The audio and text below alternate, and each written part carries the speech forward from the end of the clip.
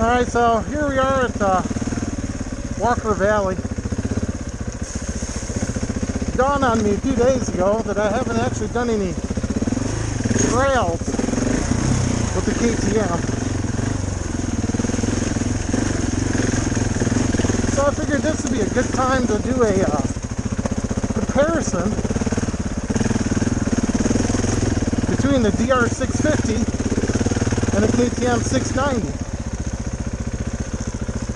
Two very popular dual sport bikes.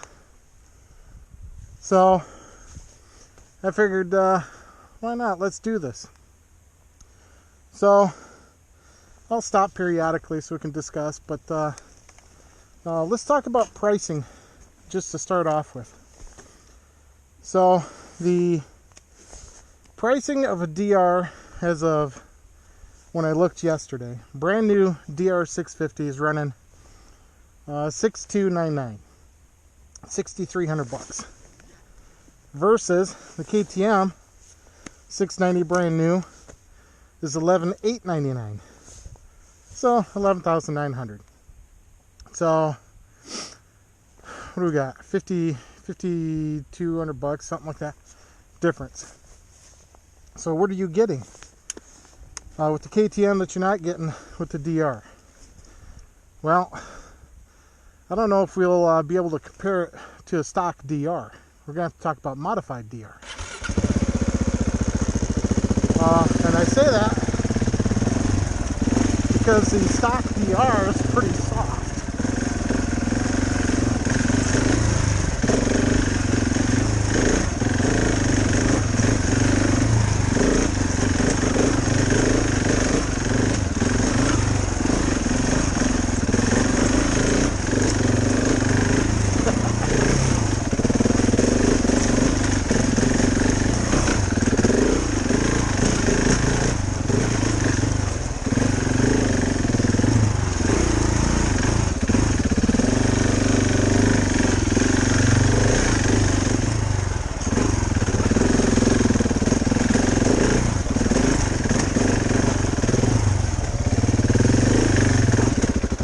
Oops, got a little close to his roots.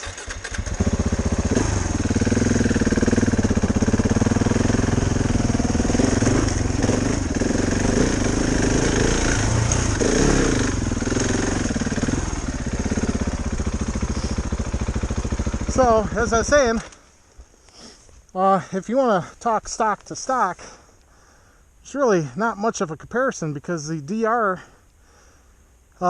being that I've owned both, I put 16,000 miles on my DR. This one here, we're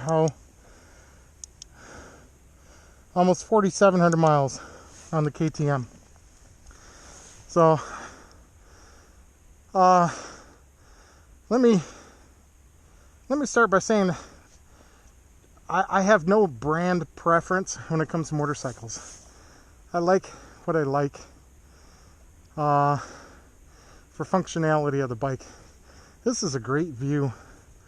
Won't show up on camera, but boy oh boy. You can see Anacortes out there. There's Big Lake. Very clear day today. It's cold today too. But anyway, back to subject matter at hand. So whether Suzuki, KTM, whatever, I don't really have a brand preference, just so long as it functions the way it's supposed to. And the DR in its stock form is kind of what I would consider a beginner bike.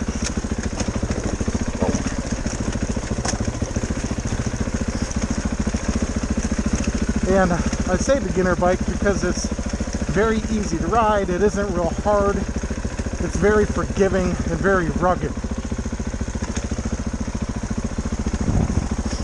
So I want to talk about primarily a modified DR versus the KTM. Now, hold on a second.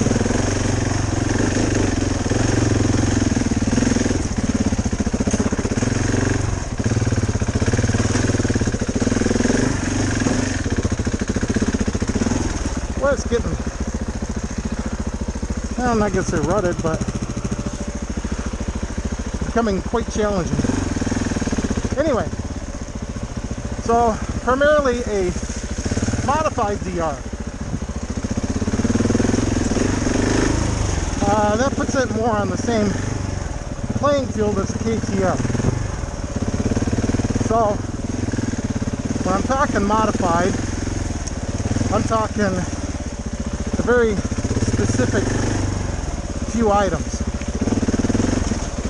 You've got the suspension, which would have to be done.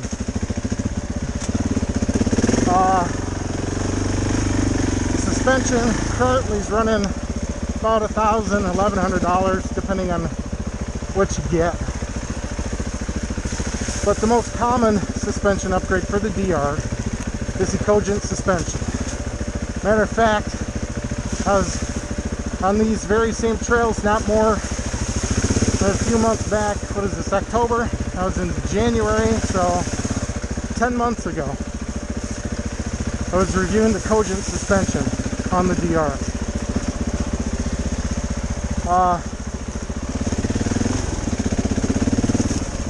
After doing that suspension upgrade, kind of scratched my head, asked myself, why didn't you do this sooner? But as I referred to in that video, I didn't do it because my skill level wasn't there. So it was never a necessity. So anyway, the suspension is definitely one upgrade for the DR. It should be done as soon as possible if you buy a DR. Second thing is going to be the carburetor modification and opening the airbox. That too is a must. That kit is, what, $100? Somewhere in that area. But, you know, you got to expend the labor. I mean, if you do it yourself, not a big deal, but then you're going to have to pay someone else to do it if you don't.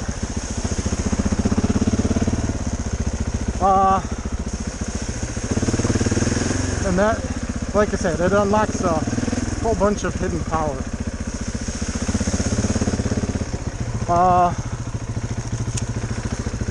Next upgrade is a muffler. Gotta have a slip-on exhaust with that to complement the carb kit. They kind of work hand in hand.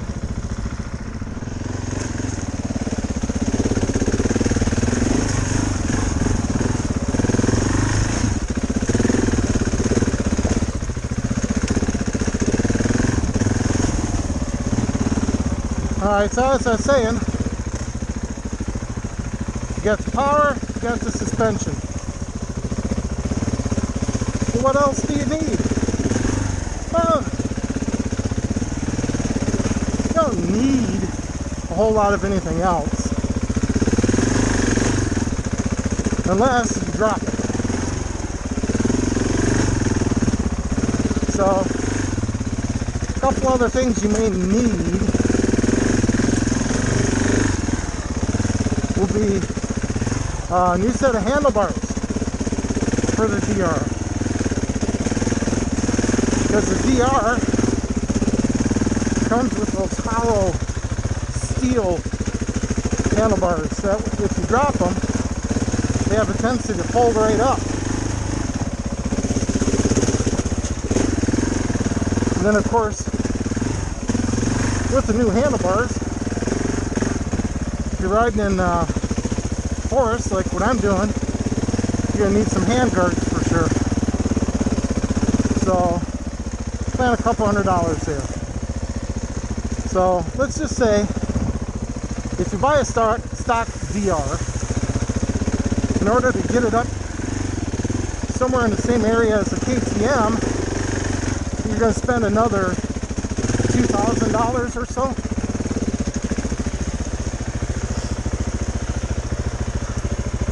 So now that big $5,000 mark is a little bit smaller, down to $3,000. So now we'll talk about the main differences between the KTM and the DR650. And honestly, a lot of it will kind of come down to personal preference. Because off-road, the bikes are incredibly similar. Now, I'm not going to say that they're the same, but they're definitely similar. So let's start with the suspension itself. So when you talk about suspension, and I'm talking upgraded suspension of the DR versus the stock suspension of the KTM. You could get the DR upgraded suspension feeling very similar to the KTM suspension. There's going to be a couple of very large differences. Number one, the KTM suspension is adjustable. The DR650 does not have any adjustability unless you tweak how much fork oil you put in it to give yourself extra damping.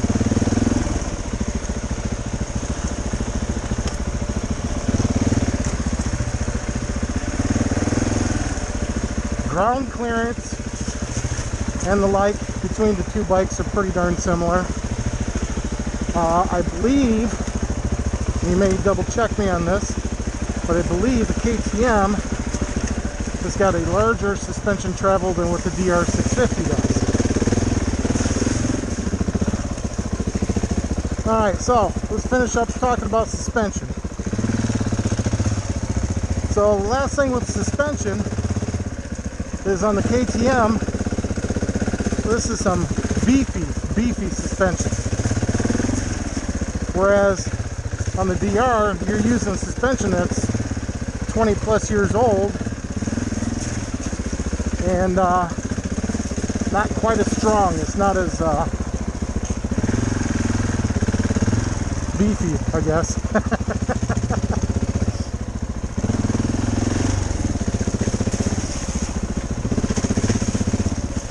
So, riding off-road, again, they're similar. But if I had to pick one suspension over the other, obviously it's going to be for KTM. Just for the adjustability, the hardiness of it. It feels really, really good. Really good.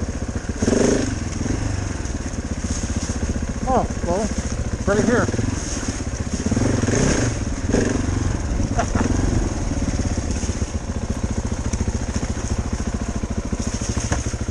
So the next item up is going to be the power difference. Now, for that $3,000 plus more for the KTM, what are you getting power wise? Well, you're getting nearly twice the amount of power, because the KTM here has got, what is it, 70, this is a 2020 model, 2019 and up. They tweaked out the engine, so now you got about 74 horse versus on the DR, depending on who you talk to or which review you read, it's going to be anywhere from 36 to 43 horse. Now, I've never seen a dyno done with the carb mod. I guess there's no one here yet. So I've never seen dyno numbers from doing the carb and the exhaust. So let's just say it's maybe 45 horse. So 74 horse versus 45. Now, off-road, does that make a difference? Not really. No. The only time power makes a huge difference for the KTM is when you're on road, and specifically on the highway. Because, let's face it, this baby scoots. I was leaving work one day with a buddy of mine who was riding a BMW K1600 GT, I think it was. It's like an old police bike. We were getting on the highway, and you have one of those long stretches to get your speed up, and I knew exactly what he was going to do. And so as soon as he nailed it, I nailed this one.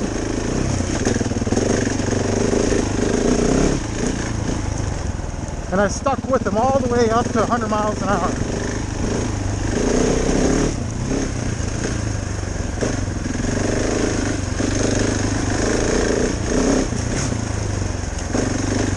And it's only then when he started to pull away from me. But at that point, we're also merging onto the highway and we had to slow down. So the KTM, seriously quick. Seriously. Add that with the with the quick shift. Oh, the quick shift is nice. Thought I heard a bike.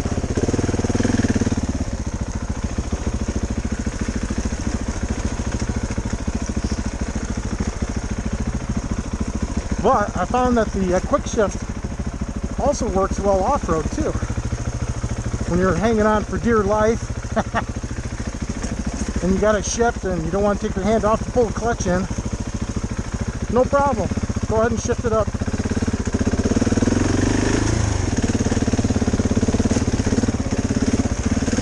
Now, being that we're talking about transmission and quick shifting, on the DR650 you've got a 5-speed versus the KTM's 6-speed. Now there, if I had an option, I'd much rather have the 5-speed. Primarily for doing trails and things. Because on the KTM here, the first gear is a little too short. And second gear is a little too tall. So, I mean, it's workable.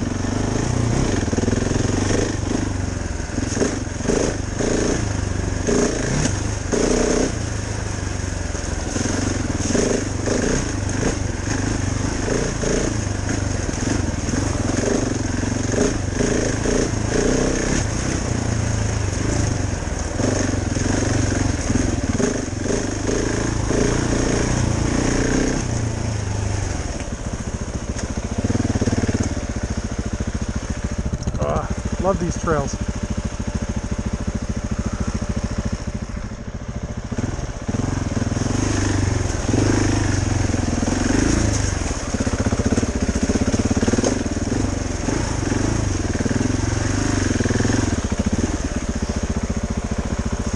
So anyway, transmission wise, I'd almost prefer the DR transmission than the KTM. However, that said, with the quick shift enabled, which comes with stock 690s, unlike the 790 you have to pay extra for it, but the 690 is just a stock feature. That quick shift helps me be happy with the transmission.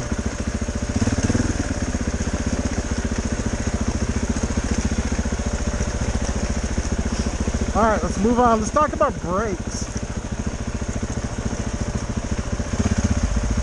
So, brakes on the KTM versus brakes on the DR.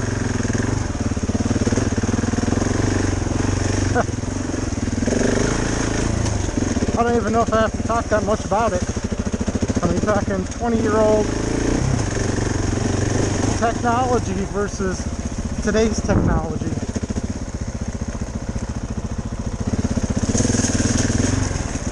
But the KTM brakes are far, far superior. Now, let's move on and talk about the seat height. The DR seat height is way lower than the KTM. And honestly, I thought that was going to become an issue for me. Just for having the confidence that as you're coming into a corner, you put your foot down and pick the bike up no problem, or keep it up no problem. But I've grown accustomed to the taller seat height of the KTM. However, for anyone who might be vertically challenged, I think that's going to be an issue, especially if you're riding off-road. Now, something else, aside from the seat height,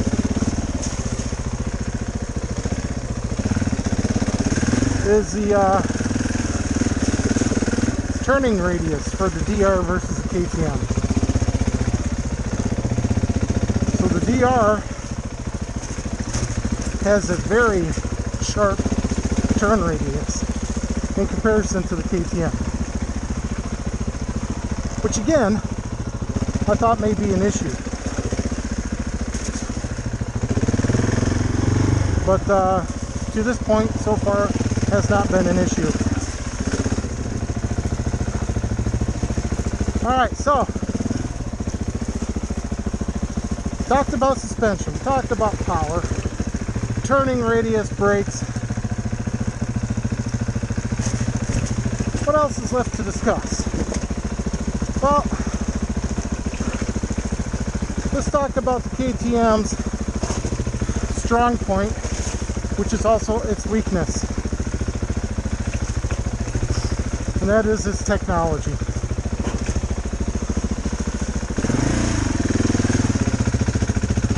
So with all the goodies, it's fun when it works.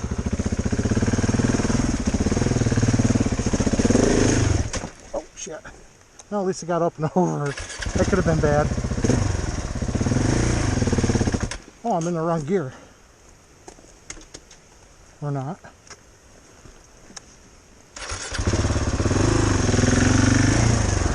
There we go. Anyway, as I was saying, it's the technology.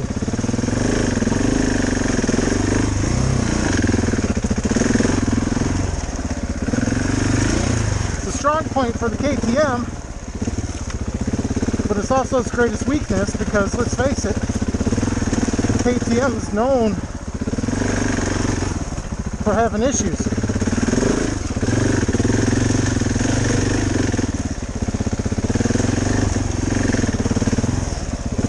So this one in particular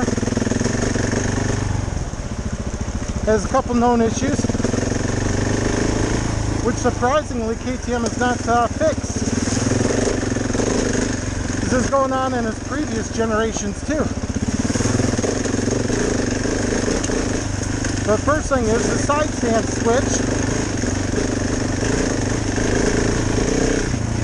Unlike the DR, it's just a regular switch on and off.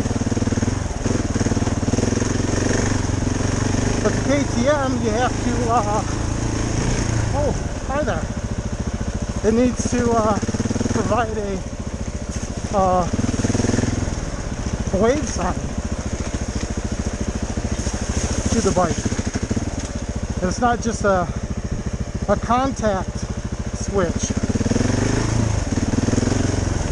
So I had to purchase a bypass module in case the switch ever goes bad out on the trail. I have to plug that module in order to get me back home.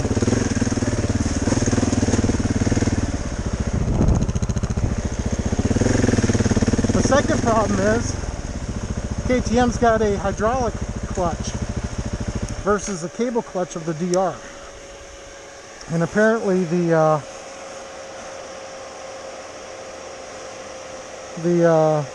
slave down here has a tendency to go bad. And I've read online some guys getting it as early as 200 miles into the bike. Now, I've not had an issue with it, so I'm not too concerned about it. However,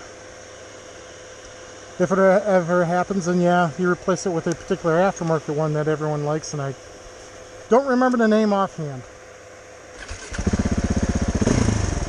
Alright, let's go up this little rocky climb.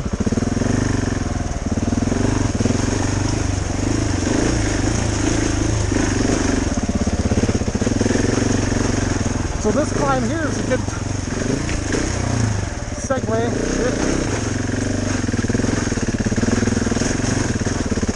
into another piece of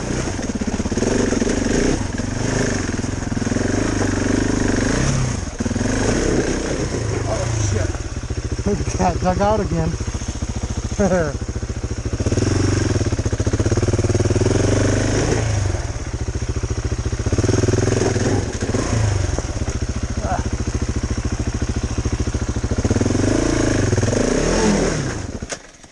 Well, got up it.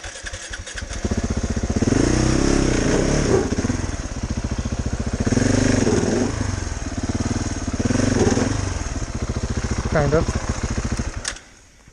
Well, I was going to say, it's a great segue to talk about the electronics for traction control. Give me a minute.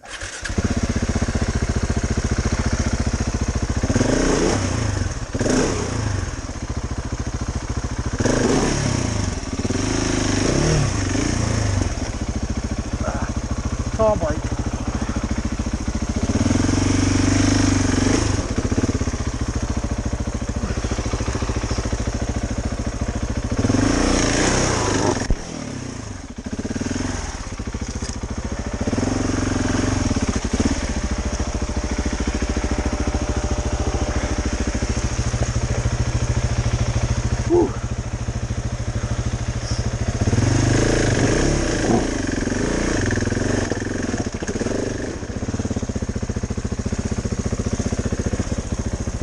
Okay, so we were talking about traction control.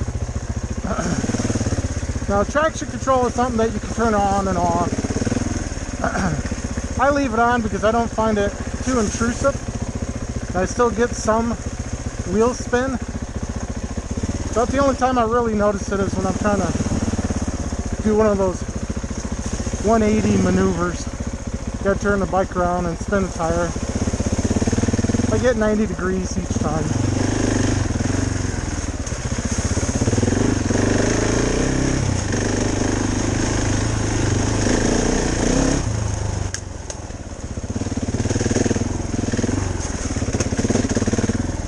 So now, let's discuss weight. The mighty DR650 coming in at about 360 pounds before all of your add-ons.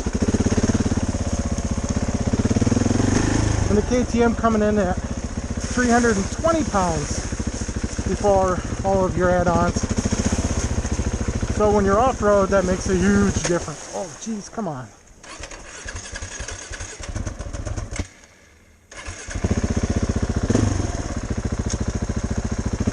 Gotta pay attention to riding more than talking. Anyway, so off-road, that makes a big difference. It could on-road make a difference too, being that the KTM is so much lighter. You'd think that you'd get blown around a bit more than what you do, but at highway speeds, both bikes feel pretty similar. Other than the KTM has got the power there for when you need it. Because going down the highway at 70 miles an hour, that's still got plenty of throttle left.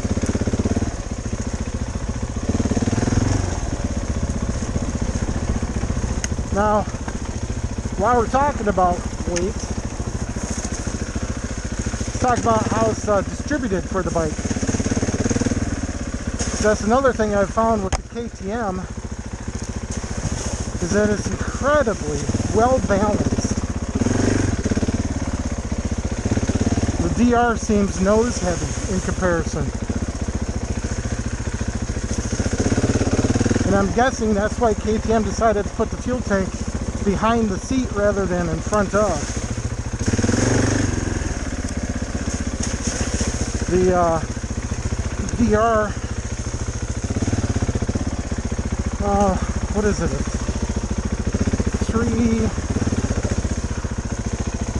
Is it 3.2 or is that the DRZ? I don't know. The fuel tank capacity is pretty close. I know the KTM's 3.6 gallons. Unlike the Husqvarna 701. And why they're different, I don't know, because I always thought they were pretty much the same bike. But the 701's got 3.2 gallon versus the KTM's 3.6. So you're getting almost a half gallon more capacity with the KTM versus the Husqvarna. Alright, so let's recap the DR650 versus KTM690. And I'll start by saying you really can't go wrong with either bike. Both of them have their strengths, both of them have their weaknesses. Uh-oh.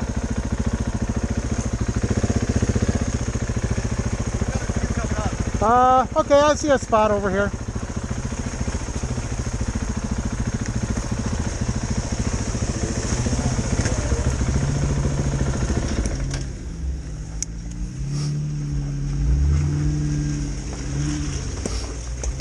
Hi. Wonder how much longer until we start seeing Broncos up here. Ooh, that's neat.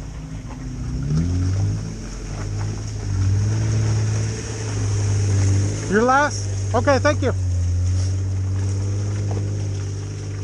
That's fun. Alright, anyway, so back to the bikes. So you can't really go wrong with either one. And just like the purchase of any bike, it all boils down to what you want out of the bike and what you plan on doing with the bike. So the DR650, 20 years old, the design rather, is 20 years old. However, it's cheap. It is very reliable. And with some simple modifications, this is a fantastic bike.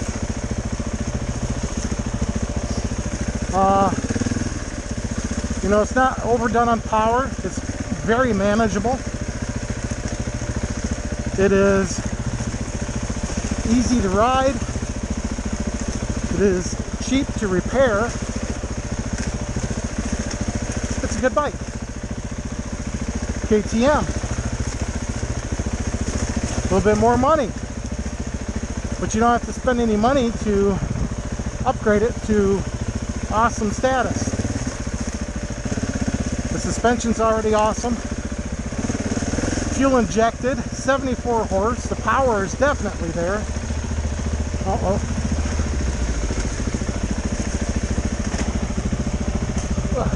Just me.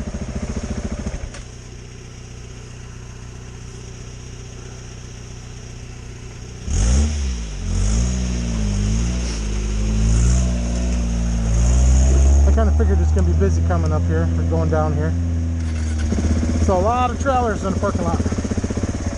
So anyway, downfalls or the cons to the 690. Which way are we going here?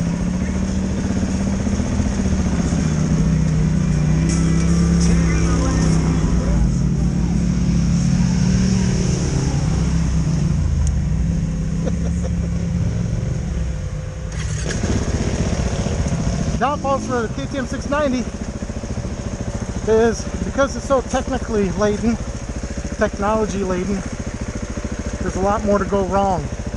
When it goes wrong, it gets expensive. However, knowing that, I made sure I bought the extended warranty with it.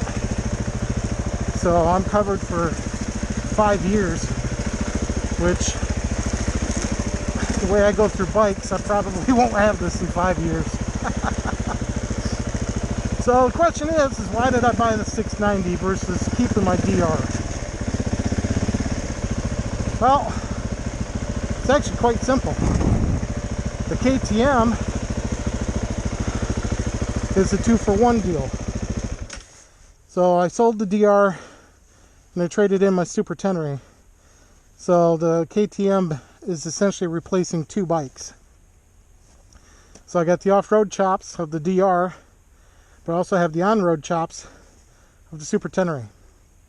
So for anyone in the state of Washington knows that buying those license plates can get expensive, and insurance and everything else. So basically I just kind of consolidated my garage. Quite happy with the KTM. I've got no complaints. I've had the one issue with the cooling system and then the loose battery cable. But the loose battery cable, that can happen to anybody. And the cooling system, I guess that is a known issue for KTMs. They run hot. But it was an easy fix and it was done under warranty, so I'm happy with that. So, bottom line, I can't tell you which bike you should get. That's entirely up to you. Like I said, you can't go wrong with either bike. They will both put a big grin on your face. So that's my take. So DR650 versus KTM690. What do you want to do with it? Where do you want to go?